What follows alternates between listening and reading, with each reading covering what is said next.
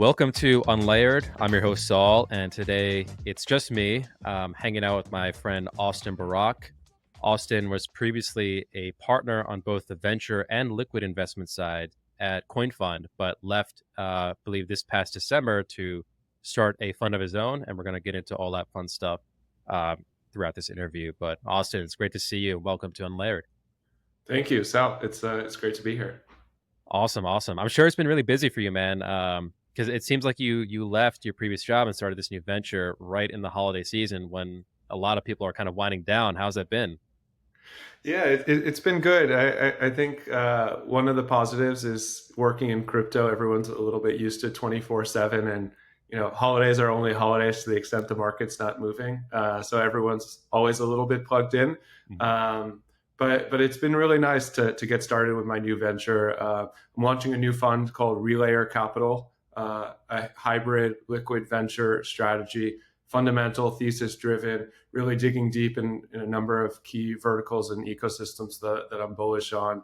And I've gotten a lot of support so far. So it's in the 3 weeks or so since I've kicked it off, it's been a great start. That's super exciting. And obviously, you've done investing for a while now. Is there, I guess, any key difference you would highlight between what you want to do with the fund versus what you were doing in your previous job, or do you want to kind of double down on what you were doing before? Yeah, so I'm happy to double down, at least give some background on what I was doing before and highlight some of the differences. Previously, I was splitting my time between liquid strategies as well as pre-seed, seed, and Series A, focusing on a number of key verticals and ecosystems, including DeFi, scalability tech, interoperability, modularity, DePIN, a lot of NFT infrastructure as well. And what I'm looking to do with the fund here is double down on those areas and segments that I'm most excited about. In particular, there's a couple ecosystems that that will have a notable but not exclusive focus. Those being Solana and Avalanche, where I think it's actually quite complementary. Where Solana is this monolithic chain where everything is moving at the speed of light, everything is incredibly cheap. And all interactions are entirely composable, and then Avalanche with a parallel scaling via parallel chains, and having incredibly customizable, flexible, and varied levels of permissioning on app chains that are really suitable for TradFi applications, asset tokenization, loyalty engagement, gaming, and others. So focusing a lot on those segments, probably more so than I did at Coinfund, and also really digging deep on a lot of the protocols that learned from the earlier versions of what we've seen in crypto. And those segments include DeFi, a lot within DePIN. Really excited by what's happening, what we're seeing with Helium and Hive Mapper and Render. A lot on the kind of new primitives that are emerging in NFT financialization and elsewhere. So yeah, definitely continuing a lot of the work that I've done and the investments that I was able to make and find success in at Coinfund, and really doubling down on those theses. Amazing. See, Austin, you're one of the most rare people in that you like Avalanche and Solana. And so that's something I want to unpack a bit, because it's not a very, there's not a ton of overlap there.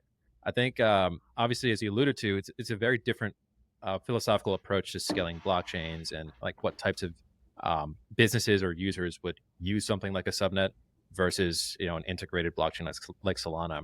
So maybe let's dive in a bit. It's not a topic we've talked about a lot. Obviously, there's been a huge ramp up in interest on Avalanche. Gunn is out there tweeting all kinds of crazy things about meme coins and a lot of conversation happening.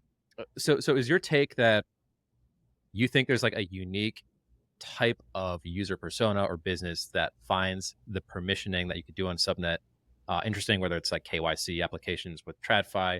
I guess, what's your Avalanche thesis, if you could distill it down for us? Yeah, so my Avalanche thesis is there's going to be applications that require incredible amounts of composability, and those are naturally going to want to be on an integrated chain like a Solana where you don't really have meaningful trade-offs there. But there are going to also be applications where the level of composability that's required isn't necessarily as high. But also applications are looking to have distinct tokenomics that they're, for their specific blockchain. They're looking to have different levels of permissioning, different levels of KYC, custom VMs, and a lot of that is really kind of very easy and comes right out of the box with Avalanche. And there's a couple ecosystems that I highlighted before that I think are particularly well suited for that. A lot of them are Web2 companies that are building loyalty engagement systems that want that hyper level of control. And then also for traditional finance, settlement, and asset tokenization. And when I say all of this, it's of course it's on a spectrum. Not everything happens in one place. Not everything happens in the other. And we'll see a lot that happens across multiple environments. And all of this is to say as well that I'm not necessarily not bullish on the EVM or all the development that's happening within L2s, and I think those are interesting approaches as well. But within Avalanche, that high level of customization, but also how much of it is really well packaged and comes out of the box is appealing for a lot of developers that I speak to. Understood. I guess, how would a developer decide on a subnet versus like an app chain in the Cosmos ecosystem, or even just building on a roll up, or like a roll up as a service is a phenomenon now. Like from your conversations, how does one even begin to make a decision on what makes sense? Is there some technological primitive in Avalanche that allows for like cross subnet communication that might be interesting? Like how do you think about all that? Yeah, so you have the AWM, which is the equivalent of Cosmos's IBC within Avalanche that allows for will allow for subnet communication and also communication with outside networks. You have the Hyper SDK, which allows for development of subnets with custom virtual machines and unique virtual machines. So there's a lot of flexibility there. Also leveraging Avalanche's consensus mechanism. So I think the difference between what you see on Avalanche versus app chains or rollups as a service or Cosmos applications is a lot of simplicity with development and how much of it is prepackaged, and also the flexibility to use different mix and match different virtual machines, different consensus mechanisms. And we've seen Ava Labs be really supportive of projects in the ecosystem, and not to take anything away from other ecosystems, because there's a lot of really supportive folks, but I think particularly within Web2 corporates with traditional financial companies and what they're doing on the Evergreen and Spruce side with Wellington and T. Rowe and JP Morgan and a bunch of others, they're making it a very smooth landing for onboarding. And at what point, because I know obviously been following you on Twitter forever, and you were bull posting Solana for a long time. It seems like you maybe timed the bottom, so to speak. Like you noticed there was a bit of a overreaction post FTX. We're pretty vocal about that. I mean, have you always been a supporter of Solana, or did it really like hit you when everyone oversold it post FTX? Then you kind of dove in. Like, tell us a bit about that. Yeah, so I've been very supportive of Solana pretty much since the beginning. I remember having a conversation in mid 2020 with Raj and talking about what he was building and being pretty blown away, and also reading some of the early papers even before that. And the thing that really clicked for me in November and December of 2022 was this massive price disconnect versus what was happening on the ground, what the tech stack enabled, and how people in this massive contagion post FTX were thinking that Solana was somehow left for dead when that really wasn't the case at all. And what we've seen, and that allowed really nice positioning and the ability to get exposure at pretty attractive levels I remember as I was seeing it crash from like, I think it was like 13, 12, 11, 10, 9, 8. And I think it bottomed like just below $8, and sending a message around like, I'm not sure exactly what's happening and why this is crashing by 30%, but we need to be buyers here because it makes absolutely no sense. And that's what's driven a lot of my conviction through, fourth quarter of last year and the first 2 quarters of this year, where we didn't necessarily see a ton of inflecting fundamentals on chain, but we had an ecosystem of incredibly talented builders building new primitives and things that, it's become a meme of sort, only possible on Solana.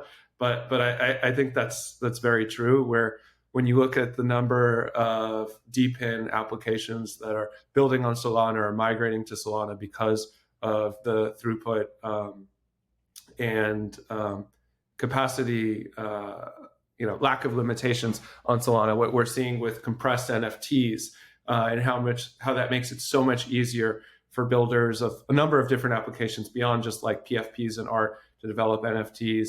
What we're seeing with novel DeFi systems, that really was evidence to me that we would see this massive growth later on because we had this pipeline of builders and we had such a robust tech stack. And that's eventually what ended up happening in the latter half of the year, where we had new assets come to market. That was actually one of the real blockers for Solana for a while. There just, on the DeFi side, wasn't enough to trade.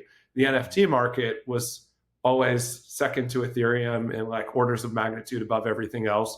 And even after DeGods left, it was clearly evident like the liquidity was in Solana. The liquidity wasn't for DeGods. So no one was going anywhere. And, you had a whole bunch of collections that were really, really popular. But on the DeFi side, there just wasn't enough to trade. Like you would trade Sol or you would trade USDC. And then there were a couple small caps. But then what we saw with the growth of Bonk, with Pith coming to market, with Jito coming to market, Jupiter is going to come to market and release a token later this month, and a whole bunch of other assets that are nearing release, is we started to see this really, really robust DeFi ecosystem. All of this bolstered by pretty innovative points and incentive systems that attracted more capital. All of these airdrops that made everyone realize outside of the Solana community, like, wait, hold on a second. There's a lot happening here. Maybe we shouldn't just be, farming ZK Sync and ETH L2s. And maybe there's like actually a lot on Solana. So that spurred even more activity. We saw these DEX volume numbers that were massive and even surpassing Ethereum. And that, the reflexive nature of crypto really got everything going. So I guess to answer your original question and, go back to what you were asking, I've always been really bullish on it, but post FTX, there was just, in my mind, this massive disconnect that didn't make sense. And that's where I thought it really makes sense to double down.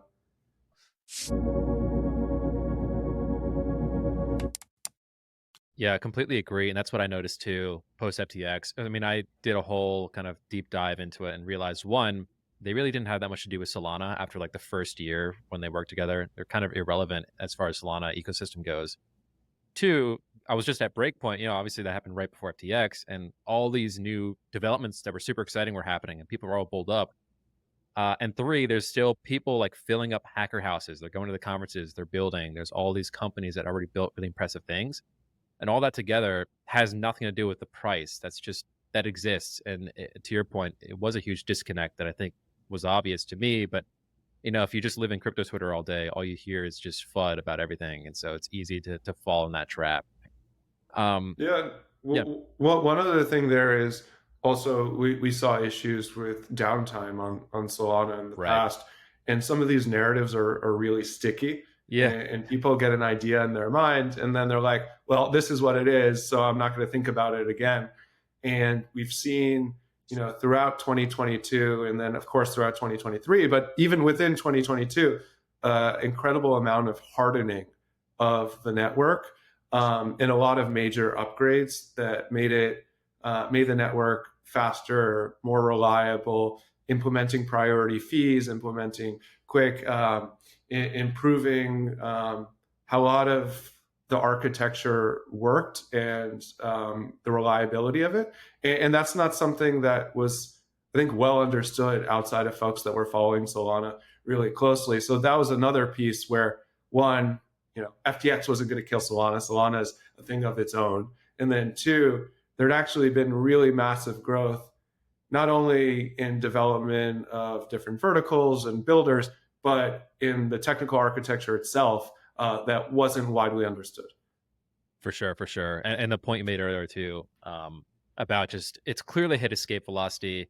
They were number one DEX volume in the last week or so, beating ETH and still top three. So that is clear to me. Is that I feel like they're a major coming into this next cycle. What's now funny though is this idea of parallelized blockchains. It's become a meme now. Even Polygon, they changed their website. Oh no, we're not ZK anymore. It turns out we were building parallel the entire time. Say came out, has been doing a lot on the meme coin side, and their numbers are looking pretty decent for an early ecosystem. People are all bowled up about Monad, Sui, Aptos as well. How do you think about these, I guess, new challenger, scalable, parallelized blockchains, whatever you want to call them? Because I don't think all of them can succeed, right? There's only so much demand on the development side. It's very hard to bootstrap an ecosystem and have all the pieces there. So then how do you unpack on the infrastructure side of crypto this new wave of the parallelized blockchain meme? Yeah, so I think to start off, it's a really powerful recognition of what Solana's been building for a very long time. And the fact that it's a meme now is validation that parallelized architecture and execution is the right approach, or at least one of the right approaches. And in particular, what it enables in that when you have parallelization, you can have things like local fee markets, where then if you have one application with a lot of activity on a given chain, then it doesn't necessarily spike fees across the network. You don't have resource contention issues, and it makes things a lot more scalable and the user experience a lot smoother. So first of all, that's great validation of that technology. And I think just positive that blockchain broadly is moving in this direction. Then, well, what does this mean for other ecosystems that are trying to build parallelized systems? Parallelization of execution is not the only bottleneck. It's also state access. And I think that's something that's really, really critical for folks to understand. And also, these systems are complicated and take a long time to build. So Solana has a meaningful advantage in terms of being to market a lot earlier. I think the move-based ecosystems like we're seeing in Sui and Aptos and the movement subnet on Avalanche as well, they're interesting, but one of the things that they need to achieve, and by no means do I think they won't be able to achieve it, but you need to build a developer network effect, and you need to build all of the tooling that makes it easier for developers to build. And you need to have indexing, and you need to have oracles, and you need to have all of these primitives and systems in place so that you don't necessarily have to chew glass. Like it was the meme early on with Solana that the devs were really hardcore because they were chewing glass because all these systems weren't in place. But actually, all these systems are in place now, and it's a lot easier to build on Solana. So that's a hurdle other ecosystems and tech stacks will need to overcome. Also, I think we're seeing interesting approaches to parallelizing the EVM. But when you're parallelizing the EVM, you need to think about state access, but you also need to think about is it EVM compatible down to the bytecode? Because then that determines whether you have a high level of compatibility with existing applications that are deployed in EVM environments for them to deploy in parallelized environments. So long story short, I love that people are moving in this direction. I think some are understanding that it's a narrative and are able to kind of latch on to that. But yeah. But there's a lot of interesting work happening. Um, so then on that point, right? Like we've touched on kind of the app chain thesis, we touched on parallelization. So then how do you think about, and you kind of alluded to it earlier with like data access being a bottleneck, this modular approach with your Celestias of the world, and even EigenDA and just building rollups that settle to either Ethereum or one of these DA providers. How do you see that playing out? Like, is it possible that all of these? I mean, are we all going to sing kumbaya and like everyone has its own like kind of niche that works and it ends up we use all these approaches, or do you see any like pitfalls with that modular approach that perhaps is not being appreciated by the market right now? Yeah, so I think the DA side is really interesting.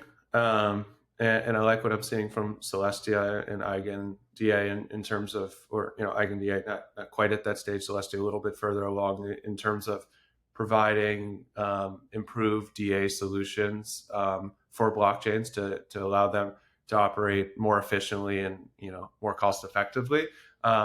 One thing that's also not discussed a lot is I think Solana could actually be interesting for settlement and DA, and is a surface area that hasn't been widely explored, but want to throw that in there, although it's not really a major priority in the market right now.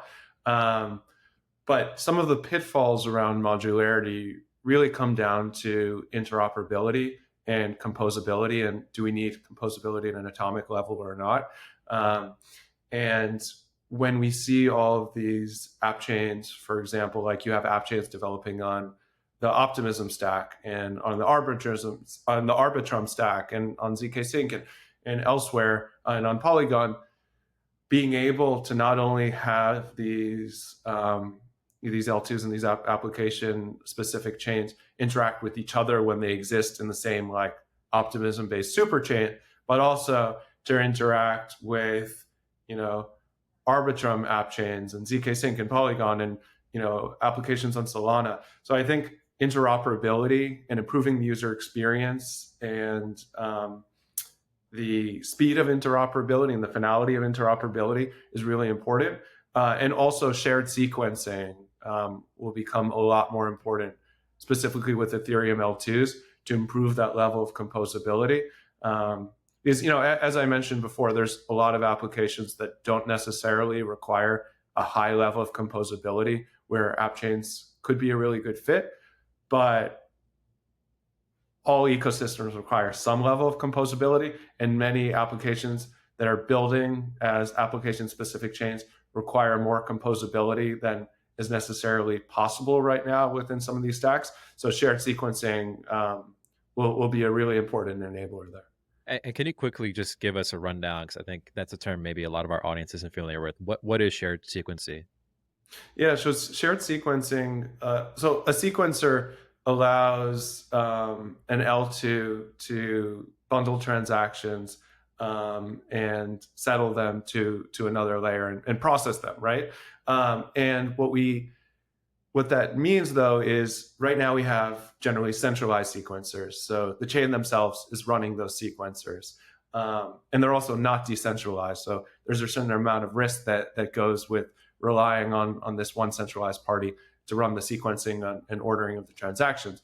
With a shared sequencer, what that allows for is transactions to be ordered across multiple environments, often in a decentralized way, and that what that would permit is composability across these different environments because they're being ordered in a shared way. So yeah, I think that's something that would be a really nice enabler. Are there any particular L2s that are making inroads on shared sequencing? I guess it's not an area I've been focusing on lately. Yeah, so Arbitrum and Optimism are focusing very heavily on it, ZK Sync as well, Polygon too.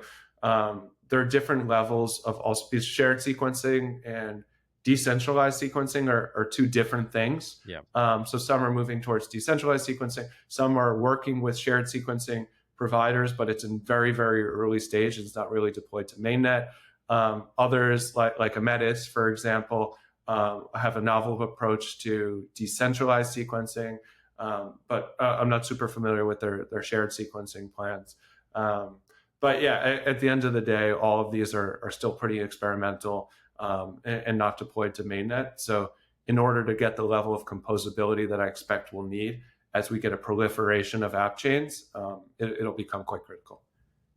Makes sense. Makes sense. Kind of on assuming we're in a world now with lots of blockchains, right? Maybe they'll be modular, integrated, or some sort of an app chain. One question that comes to mind that I'm sure you've thought about pretty deeply is how do we deal with identity on chain?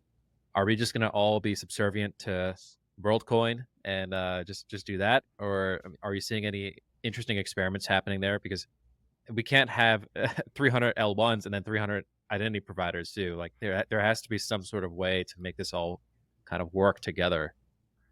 Yeah, so that's a really interesting question. And one of the areas that I'm most excited about is a key enabler to pull in lots of users this cycle and make blockchain user experience a lot better.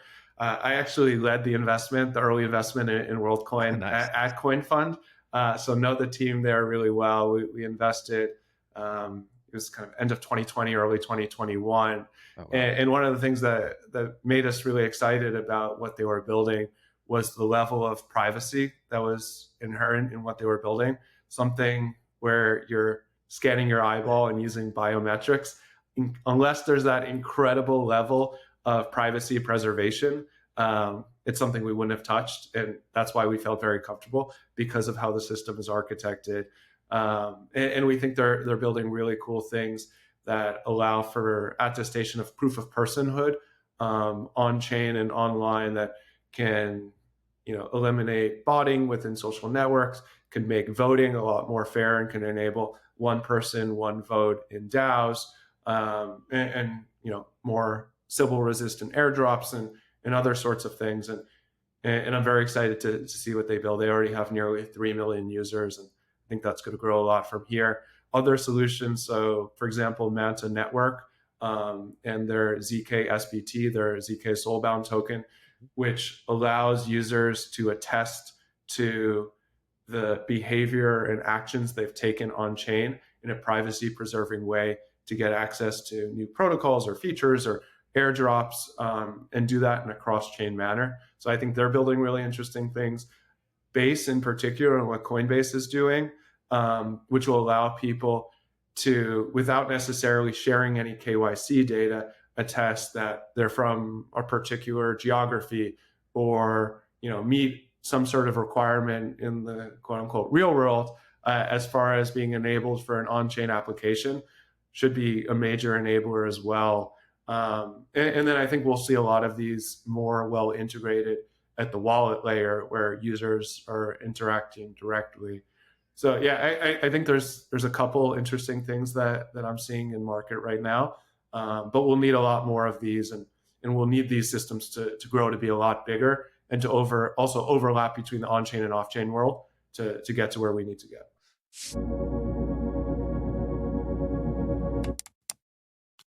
Nice. Yeah, no, a couple of interesting things you brought up. I mean, I noticed Mantis had a lot of inflows lately. I know they're using Celestia for DA. I think they're one of the first to fully switch over, but I didn't realize they had this identity primitive. So that's something I want to look into.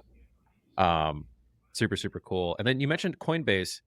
Are you saying that they can attest to, like, how do they get that information is what I'm asking. Is it tied to your KYC info on Coinbase, the exchange? Yeah, so, and I don't believe this product is live yet, Right. And also not aware of the exact plans for release dates and whatnot.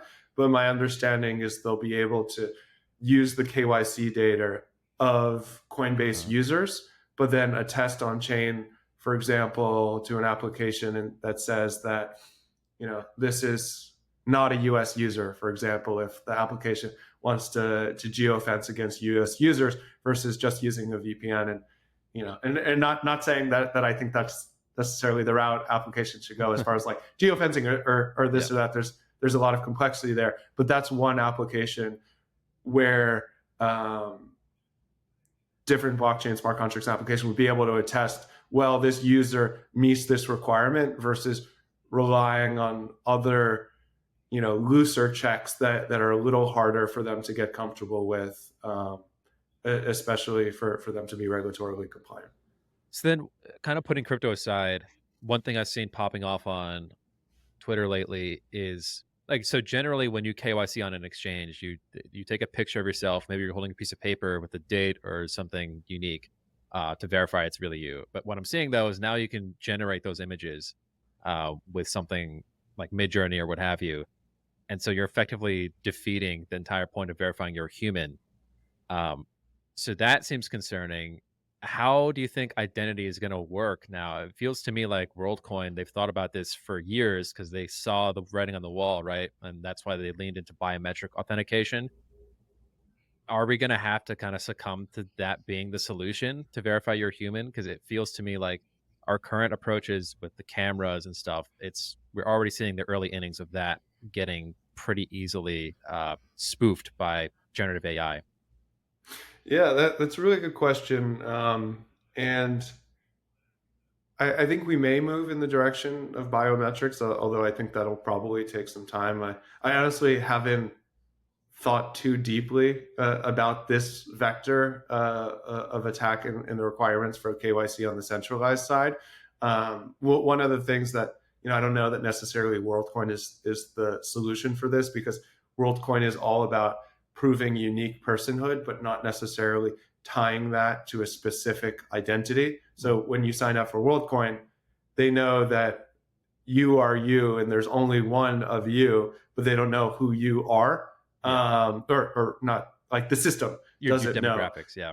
Yeah, exactly. And it's not tied to, an ID or a name or anything like that. So I'm not sure that a solution like that is necessarily the answer. But it may lean more into biometrics, or it may just require a broader tapestry of checks where instead of having, one photo and, an ID, maybe it's something like, as we've seen CAPTCHAs evolve, where, now it's, there'll be like a pie, or there'll be like a dartboard and darts in different numbers, and it'll say like, select it when the darts add up to 10 here. So like you need to solve some sort of question. And I think we may see like the evolution that we saw in CAPTCHA, that sort of evolution on the attestation of KYC without necessarily going straight to biometrics. But yeah, that's a really good question. Yeah, it's something I think the world is going to have to grapple with pretty soon. I don't know the answer to that. It's super complicated, and then bringing all these questions on like dystopian worlds where everyone knows who you are, where you are at any given time, and I don't know. It's an important one though. I was traveling the other day, and I was going through security checks at JFK, like through TSA, and I was going to show the person my my ID and my boarding pass. And he was like, "Oh, I don't need that." And then the camera just scanned my face, Yep. and he said, "You're good to go." And it was the first time I've ever experienced, and this wasn't clear or anything. This was just the traditional check. And I was pretty blown away. I'm like, on the one hand, I guess that's cool that they can do that. But on the other hand, like, wow, that's something. Slippery slope. Yeah, I would just put those cameras in every street and every corner, and it gets a little scary a little quickly. Yeah. So one thing you mentioned that you kind of like, an area of crypto you like that I think is heating up, and I get tons of questions on this, is DePIN. Just broadly, like it feels like one of the best use cases of crypto. It feels like a really good fit for Solana specifically and that network. What's been exciting you in the DePIN space? I noticed recently Helium crossed like 30,000 or so NFTs minted, which is insane. 30,000 people are using the Helium network, which is, obviously a blend of T-Mobile and their network, but it's still very cool to see. Seeing people talk about Hive Mapper, but what else what else is out there? How are you thinking about this DePIN space? Yeah, so I'm really excited about DePIN because people always ask the question, what is crypto achieve? What can you do in crypto that wasn't really possible before? And you can talk about a lot within DeFi about decentralized swap and decentralized custody of assets and a lot of systems like that, but that doesn't necessarily resonate with everyone, and to a lot of people it seems speculative in nature. although speculation is a use case, so Mhm. not to be discounted. But on the DePIN side, that's something that's very, very tangible.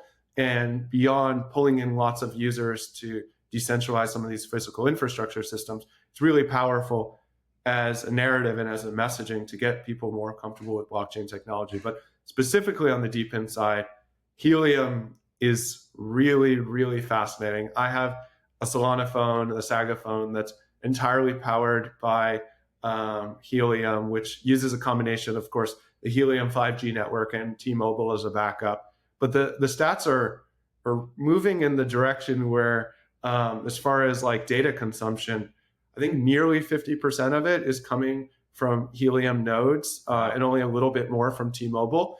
So it's not orders of magnitudes different, and the cost advantages in particular that you get in DePIN, where you can have a nationwide 5G network for $20 a month, that's not really possible elsewhere.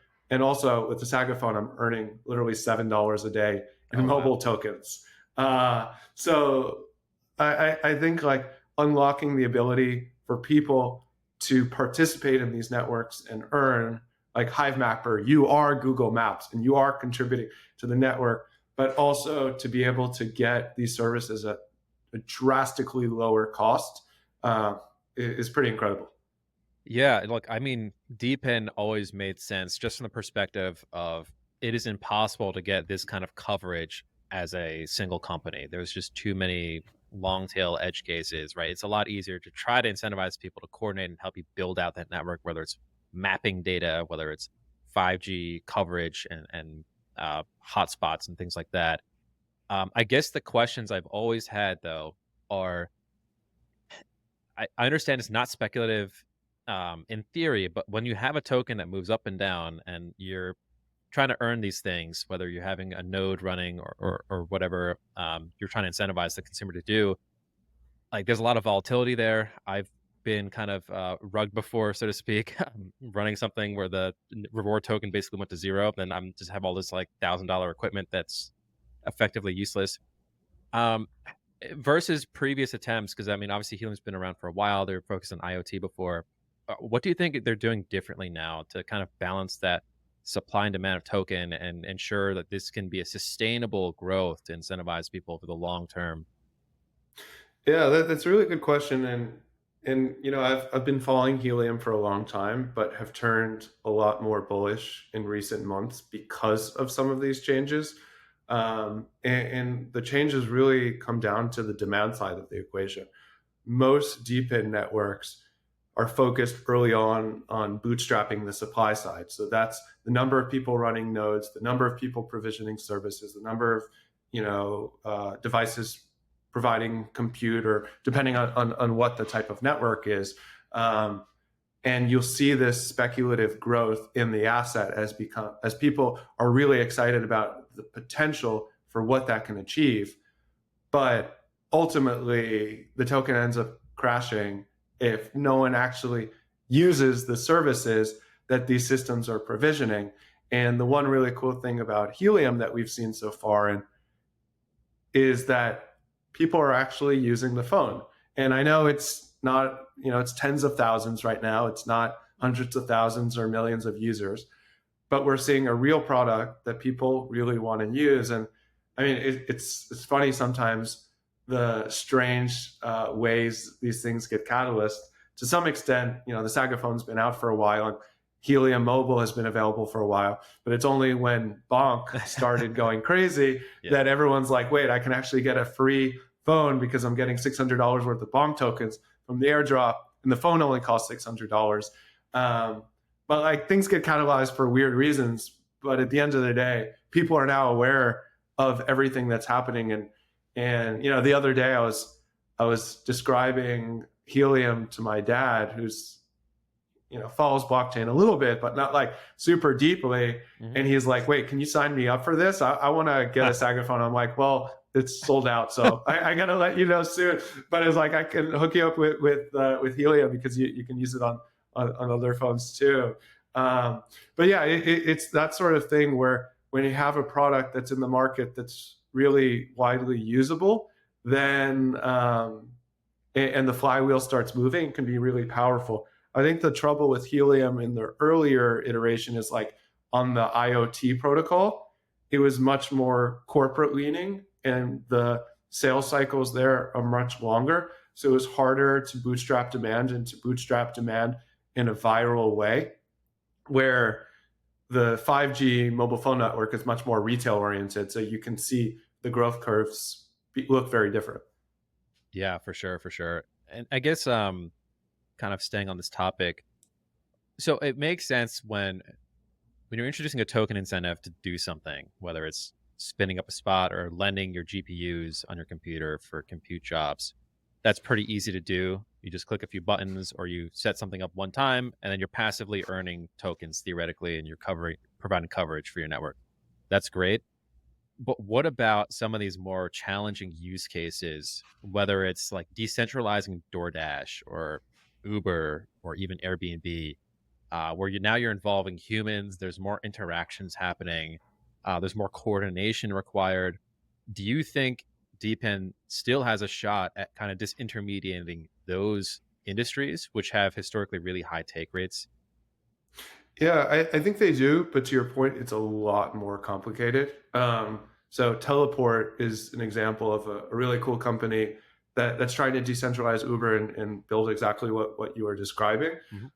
And there's the decentralized network that matches cars with drivers and drivers with riders and all of the routing. But on the other hand, you need to do quality checks. You need to make sure that you have safety guarantees, that you have the right drivers on the network.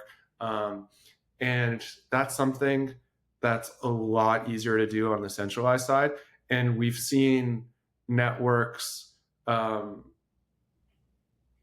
try and solve for these decentralized networks, Hmm. try and solve for some of these things. But they're often not fast enough, or there isn't high enough participation levels to say like you're gonna boot out a bad actor in the right period of time, or make the necessary judgment, or just have the human touch that's required. So I think for those sorts of systems, you're going to need a hybrid where, perhaps you have a decentralized protocol that does all of the matching, but then you can also have centralized businesses that build on top of them that provide those add-on services.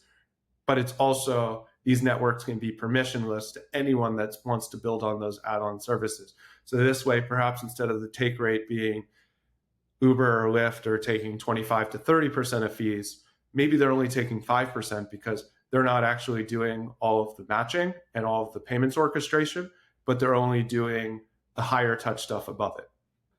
Right, right. Gotcha. So yeah, they're like the underlying infrastructure, almost in a way, just like how MVNOs work with mobile networks, where you're kind of borrowing some and just wrapping it in an interface, changing the business model, but you're not doing the heavy lifting. That makes a ton of sense. It's a good way to think about it. Um, so kind of skating into, I guess, the last major topic area to explore. 2024 seems like it's poised to be a pretty interesting year. A lot is happening outside of crypto, macroeconomically, election year. Inside of crypto, it seems like we're in the early innings of a bull run. Um, what do you think is going to happen this year? Like, what are we about to full send, or is there going to be a pullback? How do you think about 2024? So I think we'll very likely have combinations of full sends and pullbacks. So we'll see all of that. There's always a lot of volatility, but I think 2024 is poised to be a really big year. I think just early on we're likely to see Bitcoin spot ETF happen on the shorter term, potentially even in January, which is what it looks like it's pointing to. And I've done a bunch of analysis on what it looked like and what the inflows were when we saw the first US based spot gold ETF. Yeah. And that was the release of GLD in November of 2004. And granted, gold is an asset that's more mature by thousands of years. So Well known. fully acknowledging that. But also the fact that in 2004, ETF markets were much, much less developed than they are today. And also, I think there's decently comparable levels of demand. There's a lot of institutional demand for Bitcoin. I think we could see pretty similar, if not faster, inflows than what we saw with GLD in 2004 with what we could see with the Bitcoin spot ETFs. And there we saw $1 billion in the first few days. And now these Bitcoin spot ETFs, I think GLD has like 50 something billion in AUM, and all US spot gold ETFs have around 115. And I think we could get near those numbers relatively quickly. And, as much as crypto has become a lot deeper of a market from a liquidity perspective, if you get hundreds of millions of dollars or billions of dollars in a matter of days and weeks as inflows into Bitcoin, we're going to see massive moves. And we always see, with the wealth effect of Bitcoin, once we see those increases, that often flows into other assets. And that's just on the Bitcoin spot ETF side, like Right. this almost the smallest part of it. But there's so many industries and ecosystems and verticals that are maturing, whether it's like on-chain derivatives, whether it's DePIN, whether it's NFTs beyond, PFPs and art for other use cases, like even gaming. We have a whole bunch of AAA games coming to market. So like, I'm very excited about 2024, and I, not financial advice or anything, but I think we're going to be at all-time highs at some point this year. Oh, this year. Interesting. Okay. I'll earmark that one. I'll hold you to it.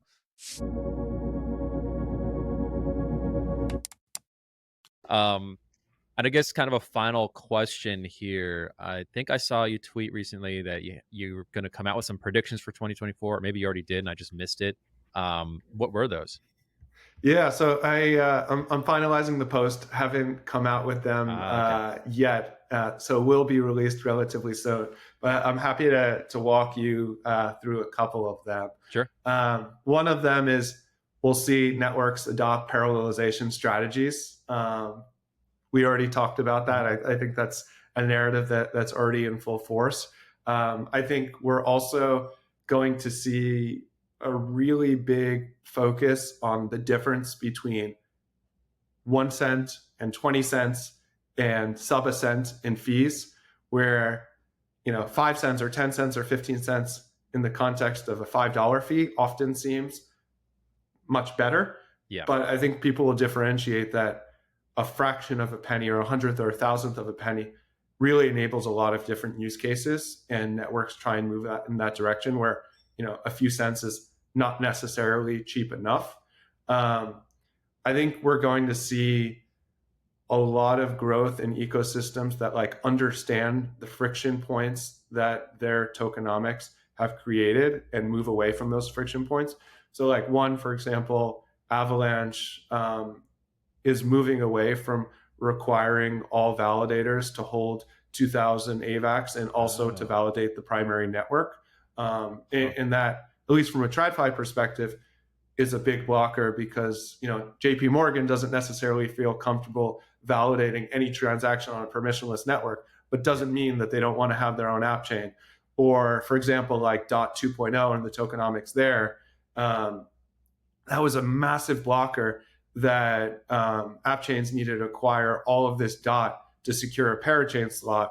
But if you move to the model of runtime leasing, similar to like using an AWS, that makes it a lot easier. So, I wouldn't necessarily discount what we can see in the Polkadot ecosystem with some of those changes. Interesting.